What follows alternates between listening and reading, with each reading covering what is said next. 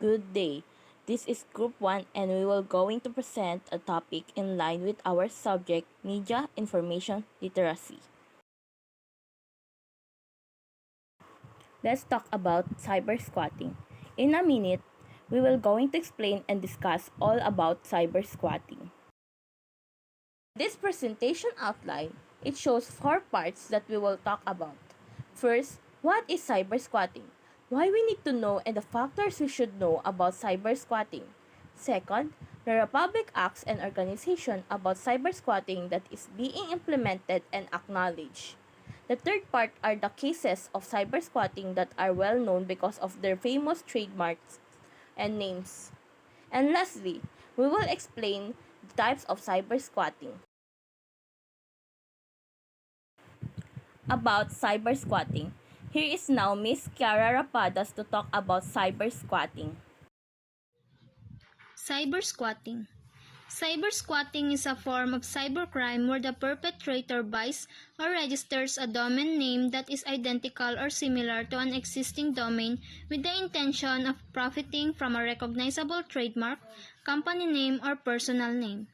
Individuals involved in this act will register, sell, or use a website domain that inappropriately incorporates a protected trademark or service mark. The intent of undertaking this action is to profit from an established brand's goodwill among consumers. Factors that you ask yourself when you are engaging in cybersquatting. First, does the domain name fall under the alleged cybersquatter's intellectual property rights? Second, does the domain name fall under fair use or have a non-commercial use? Third, did the cybersquatter attempt to sell the domain name without prior good faith intent? Fourth, was their intent to dilute or harm a registered trademark? Lastly, did the alleged cybersquatted use intentionally misleading contact information? Claimant to prove that a case of illegal web squatting has occurred. The first one, the name or trademark is well known and diluted by the domain squatting. Second, the squatter created the domain name with the intent of infringing on the rights of and profiting off the existing company, individual, or trademark owner. And the third, the domain of the web squatting site must be identical or similar to an existing name or trademark. That is an introduction about cybersquatting. Now, Mr. Richie Gaston going to present about the Republic Acts and organization of cybersquatting. Republic Acts about anti-cybersquatting legislation. There are several legislations that protect businesses and individuals against web squatting. Although many of them only offer protection within the United States, some are internationally applicable.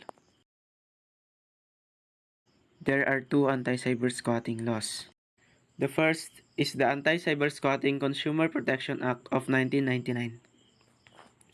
This is an American federal law that protects trademark owners and private citizens from all types of cybersquatting.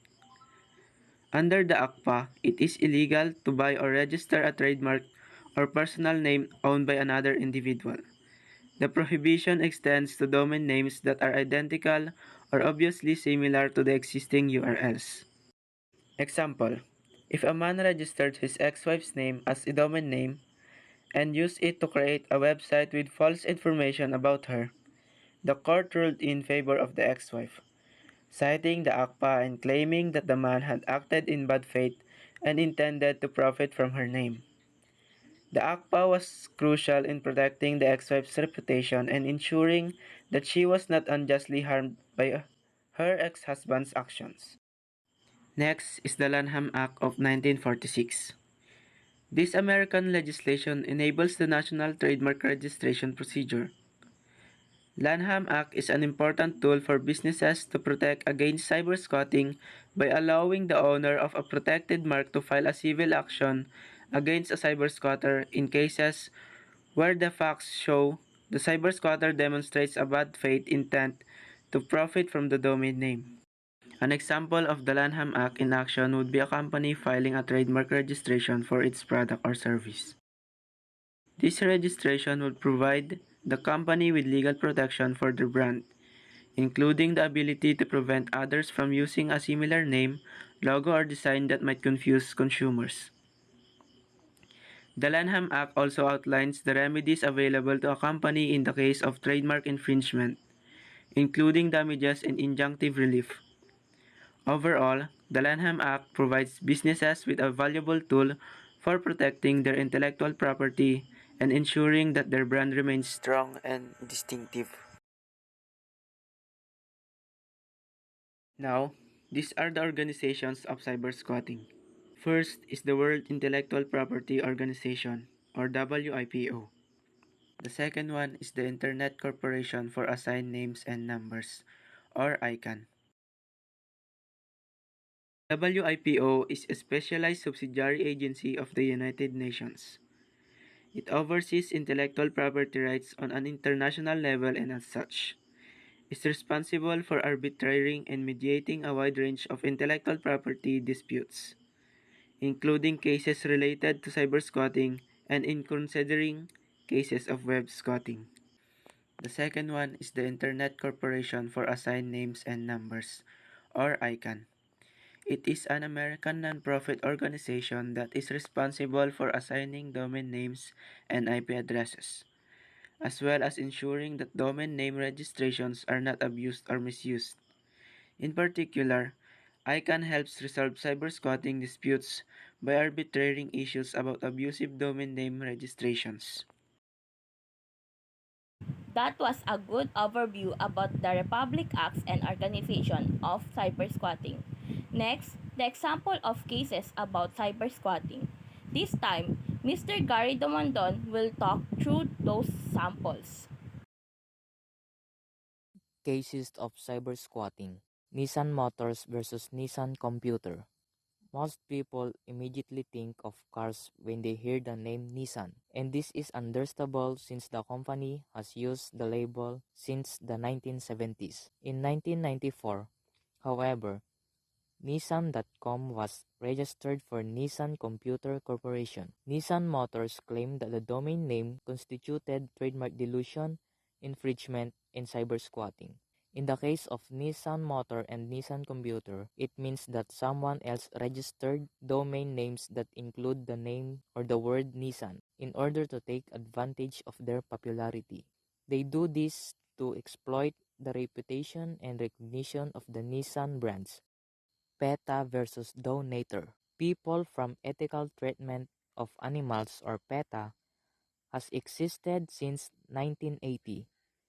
In 1995, Michael Donay registered the domain PETA and titled it People Eating Tasty Animals. PETA attempted to get Donay to transfer the domain name willingly, and when he refused to do so, they sued him for trademark infringement, cybersquatting, and dilution.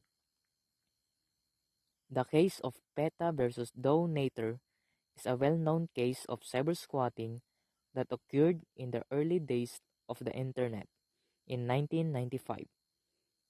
At that time, People for Ethical Treatment of Animals, or PETA, a prominent animal rights organization, became aware that a man named Dennis Downey had registered the domain name PETA.org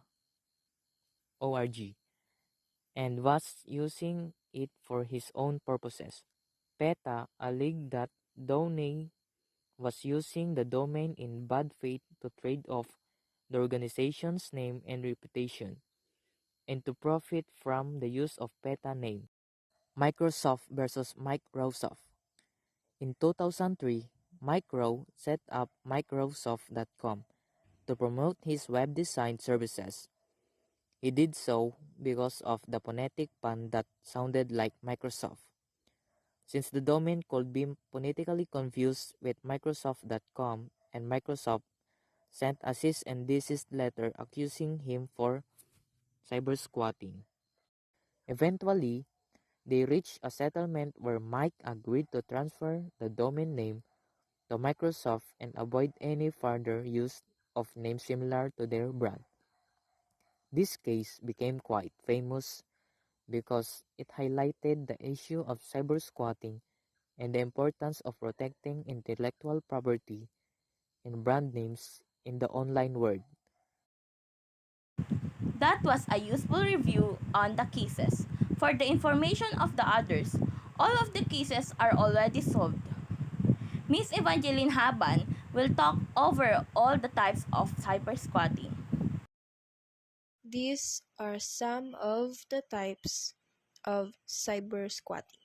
Although cybersquatting is an umbrella term for one type of cybercrime, there are several different variations, all of which are illegal. These are typo squatting, identity theft, namejacking, and reverse cybersquatting.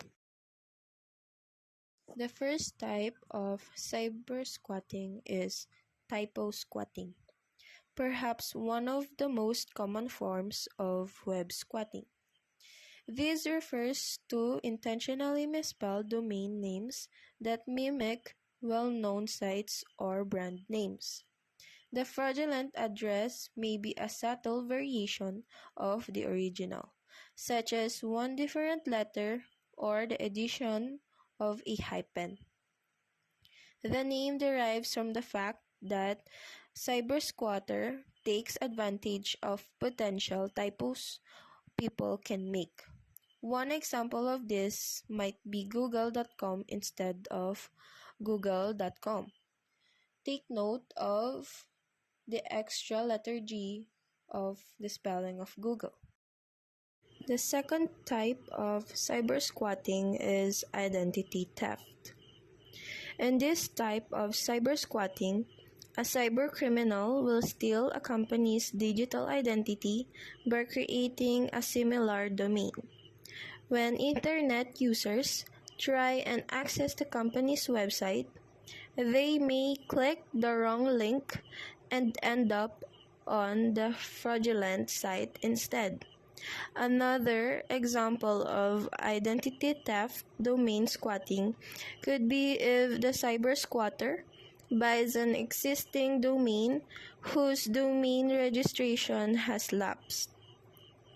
The original owner would then have to take legal action to regain control of the domain. The third type of cybersquatting is namejacking. Namejacking, one of the most popular types of cybersquatting, occurs when squatter uses the personal name of someone of significance to create a fake website. This is often seen, for example, in the case of celebrities, when cyber squatters register domains or more nefariously, social media profiles in their names.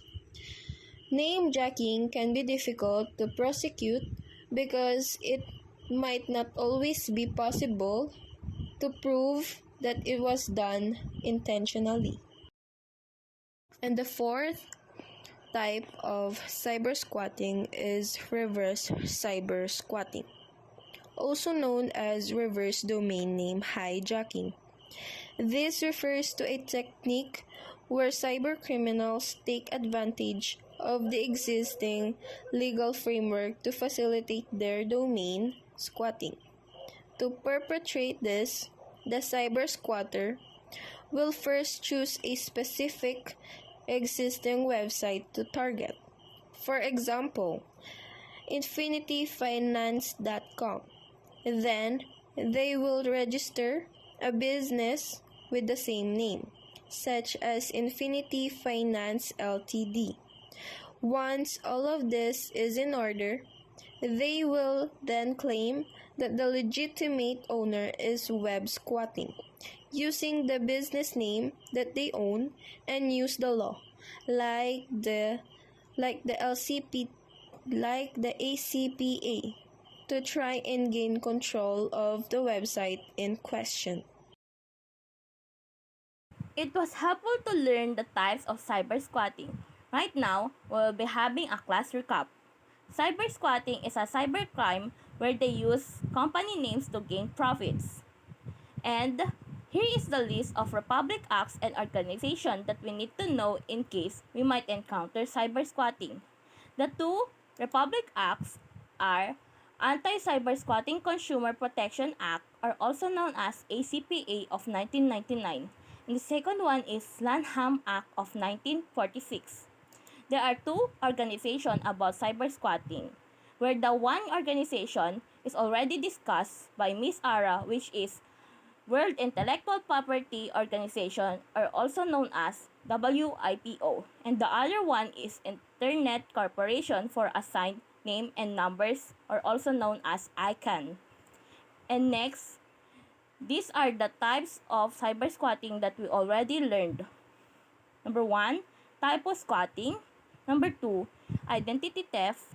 Number 3, name jacking. Number 4, reverse cyber squatting. That brings us to the end. Thank you for your attention.